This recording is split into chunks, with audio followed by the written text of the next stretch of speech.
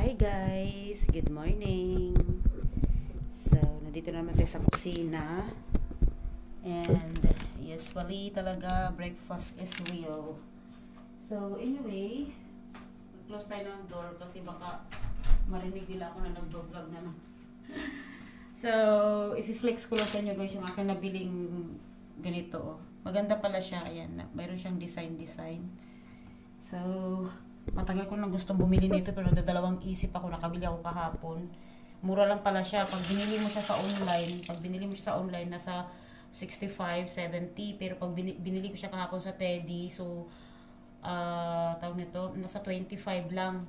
Sa 25. So, yan ah. Nakita ko siya doon sa hipag ng asawa ko. Yan. So, magkakat ako. Yan oh, maganda pala siya pang-cut. Oh. Para may design naman yung ating lulutuin. So, mag-o-oven ako ngayon ng potato at saka carrots. Yan. Tapos, hati lang. Yan. Para meron siyang design. Yan. Diba? May design siya. Yan. Diba? Nakakatuwa. So, pag natin doon. So, ngayon ako nag-vlog.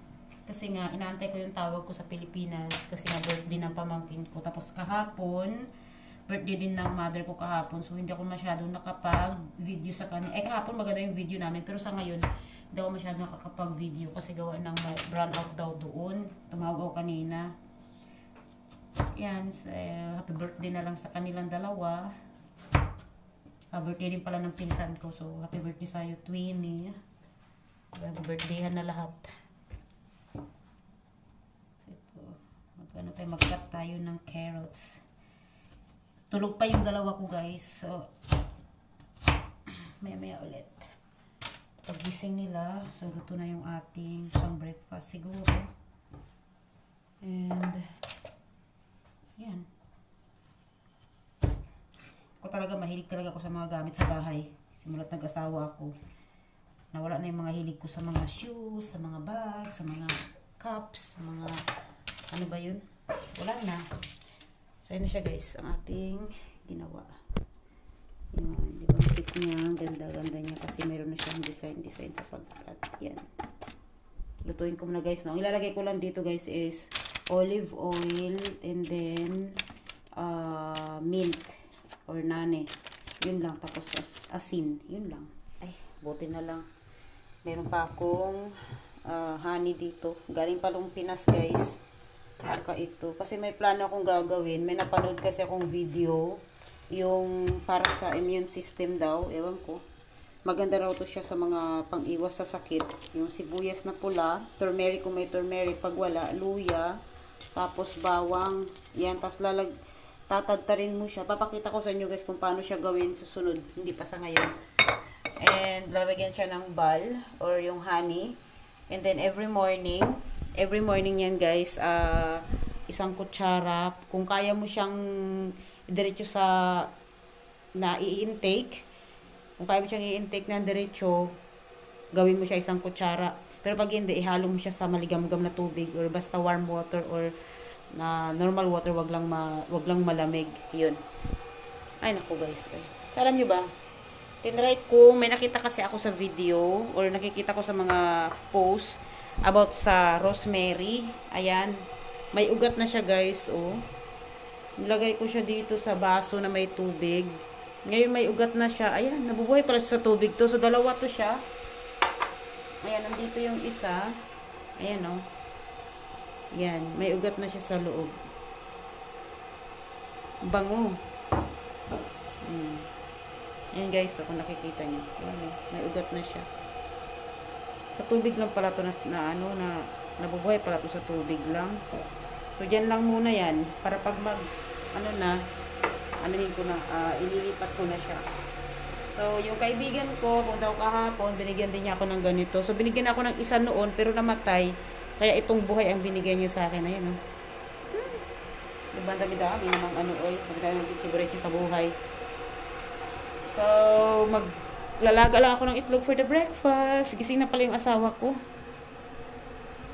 Laga itlog. Kaya umaga nagkape ako at saka pinainit ko yung spaghetti na natira. So, yan lang siya. Tapos, yung ating in-oven. Ayan. Naka-oven na potato at carrots at saka bell pepper. Doon tayo try. Tapos sila kumain. Ayusin ko na lang mamaya yan. So, dito namin lalagay yung mga walnuts. Diyan sa ilalim. So, kami sa akin kung saan ko ilalagay ito. Pwede dito. Saan pa ba?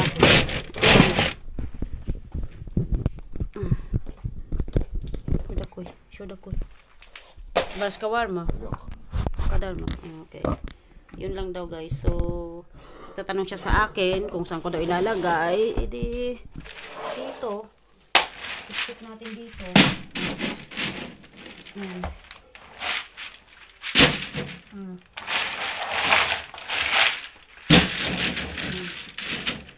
Diba? Ahagis na lahat dito.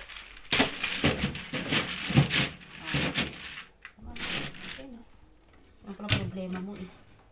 Yan, tapos dito, ganyan. Itong mga to, I don't know what is this. Diyan yan. Tapos, ito, ano ba to? Garapon na may o salsa. Ilagay ko na to sa labas. Tapos, ano ba to? Ilagay ko na rin sa labas to. Yan. Tapos, bagong bili yata to. Hindi pa to bukas eh.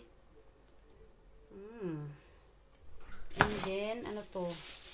It's honey. Yan kasi yung biyanan ko talaga, mahilig talaga siya maglagay sa plastic. Yan. So, honey to.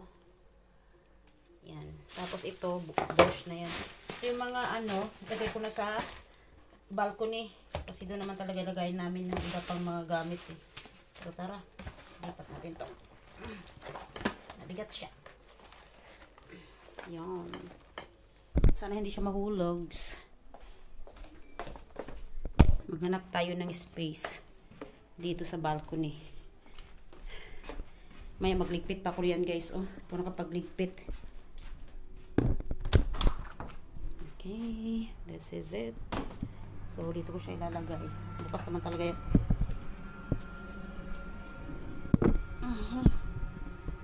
So, yan. Dito. Ay. Kami talaga kaming tambak dito sa part na to. Halo-halo na yung mga nandito. Tanggalin natin to. Yan. Yan. Dyan yan. Tapos ito, dyan yan. Yan. Yung honey. Yung olive. Yan yung honey to. Ganyan. Tapos olive. Empty. And then the salsa. Yan. Okay na. Ito. Ewan ko kung gagawin dito. Yan. Okay na. Okay na guys. Diyan na guys. Okay. Fine. So, tapos na ako maglinis sa kusina. Ngayon guys, habang itong honey na galing sa Pilipinas, ipapaano ko siya, ipapakulo. Para gagawa ako dun sa herbal medicine na napanood ko sa YouTube, ay sa Facebook. So, dagdagan mo ko ng tubig. Yan. So, habang inaantay natin to na matunaw, ito, lagyan natin siya dito. Mainit lang naman yan. Ay! Malalaglag naman siya. Eh. Kasi, lagyan ko siya ng ano, pagpatungan ba? Sana hindi siya malaglag mamaya. Ano bang gagawin ko dyan? Para hindi siya malaglag. Lagyan ko siya ng patungan dun eh. Yan. Antayin natin na maano siya, pumulo. May tubig daw, sabi lang eh. So, habang inaantay natin yun guys, yung ating honey, magbabalat na ako ng mga ito para ilagay natin sa garapon. So, yung garapon natin, iwan ko kung nasaan ko nilagay yun. Pero magbalat muna ako nito. Ito yung ating magiging herbal. So, ang pag-inom yan guys, every morning in empty stomach. Para tawag yan. Ewan, basta yun yung pagkano doon, pagkasabi doon. And kailangan ng sangkalan. Kung hindi kaya siyang inumin ng diretsahan, pwedeng ihalo sa tubig. So, start na tayong maggawa ng ating herbal para matapos na. Yan. Pero huli-huli ko to ihiwain kasi maano yan eh. Manghang sa mata. Ito muna ang bawang. Siguro kasya na siguro to. Tingnan natin kung pwede na. So, magbalat-balat tayo. Try natin kung maganda talaga siya. Dapat dyan turmeric. Kaso nga lang yung turmeric, bawal sa binan ko kasi may gallbladder stone siya, diba? Bawal yun sa kanya. So, yan. Yung bawang, pwede rin kainin kung gusto mong kainin, kung kaya mong kainin. Kainin mo daw yung bawang. Yung kasi yung sabi dun sa video eh. Pero hiwa-hiwain ko pa rin siya kasi ano naman. So, balat-balat muna tayo. So, ito na yung guys, yung ating ingredients sa ginawa ko. So, tama na. Tingnan ko yung bawang kung pwede na siguro yan Tapos, yung ating very clean na garapon. Dito siya ilagay. So, ganyan lang siya guys. I-try natin itong herbal na to. Na napanood natin sa Facebook ng isang technician, medical technician ba yun sa ano. Yan, so lagay natin yan. Lagay natin yung bawang. Lagay natin yung luya. Yan, tapos yan, kalahati lang pala to. Kunti lang pala ito. Sa maliit na lang sana nagarapon. Magharap ako ng maliit pa na garapon guys.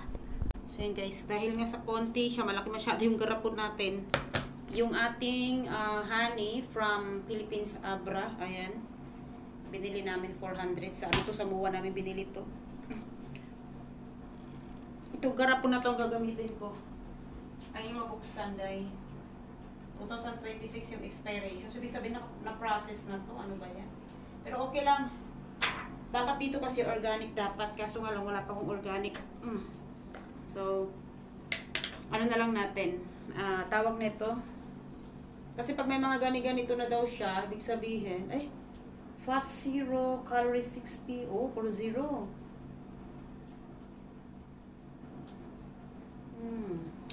Ewan ko, basta yun.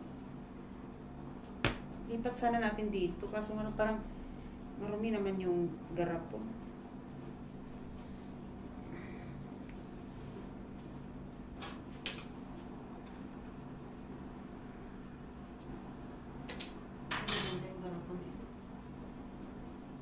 Masyadong marami yan. Dito na lang. Kalahati lang siguro yan. Uy.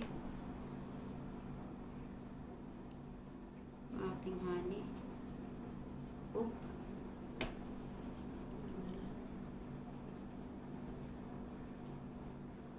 Process na siguro to kasi ito na lang gamitin natin. Sarap. Parang may sugar na talaga siya.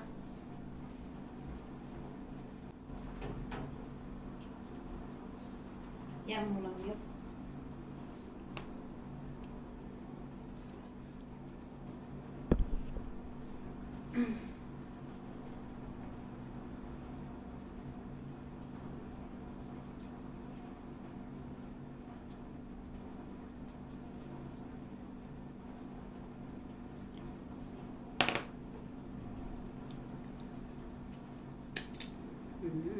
Yummy. Yan. So, lagay natin ulit dito. Halo-haloin na lang natin. Tapos, ilagay natin lahat sa loob. Mamaya, di na naman niya makasya. Sakto lang pala. Ating herbal. Okay. Tapos, ito lang. Pwede lang. Okay na yan. Lagyan natin ng honey. Ito yung ating pinakulo na honey kanina. Pwede na siya. Upa. Punuin lang natin. Kasi ito magtutubig naman to eh.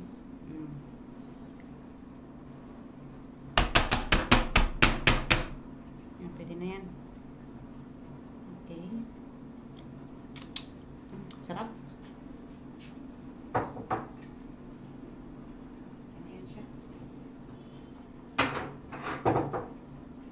Tapos na. So, okay na yung ating mixture. Ayan.